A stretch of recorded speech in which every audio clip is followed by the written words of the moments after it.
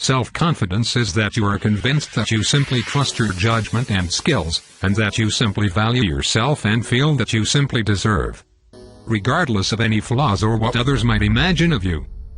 Self-efficacy and self-esteem are sometimes used interchangeably with self-confidence, but they are subtly different. We get a method of self-efficacy after we see ourselves and others like us perfecting skills and achieving goals. This encourages us to believe that if we learn and work consistently in a very specific region, we will succeed. It is this type of confidence that motivates people to accept difficult challenges and continue setbacks.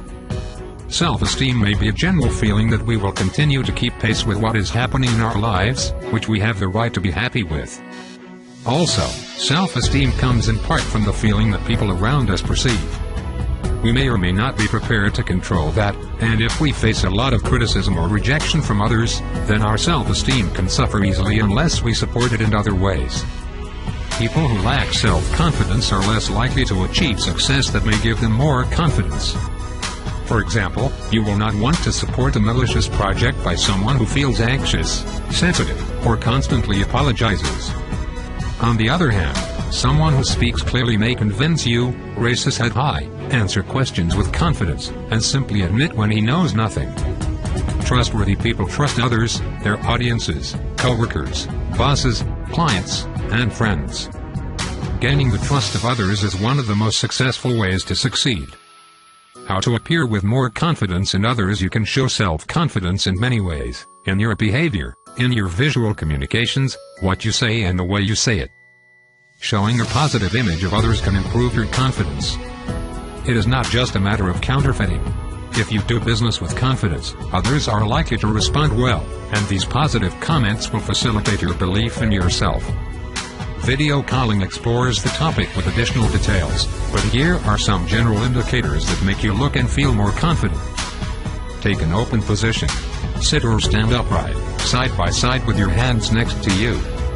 Avoid standing side by side with your hands on your thighs, as this may convey the desire to control.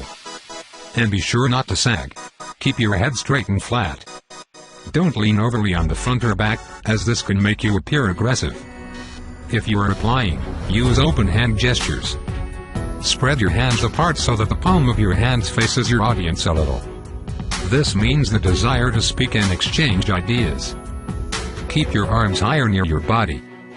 Face-to-face communication. People with low self-esteem often find it difficult to form a decent first impression, whether they meet or not meet a customer, address a meeting, or give a presentation.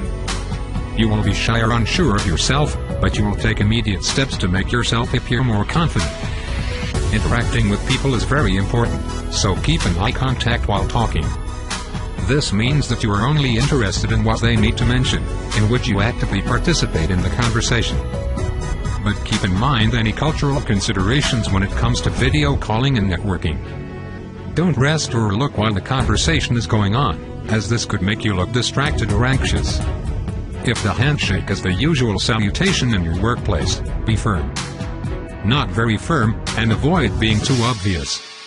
Access to the other person's wrist or shoulder with a blank check is usually seen as a way to check for dominance, and therefore the first meeting is not recommended. Avoid making the confrontation difficult or worse. Take on the short-term challenges of your self-confidence. Even a self-confident person can sometimes find himself wondering about his abilities. For example, you will have a knack for coming up with great ideas or solutions, but strive to make your voice heard in meetings. Or, you will suddenly end up appearing from home for an extended period of time, feeling lost or isolated without your colleagues.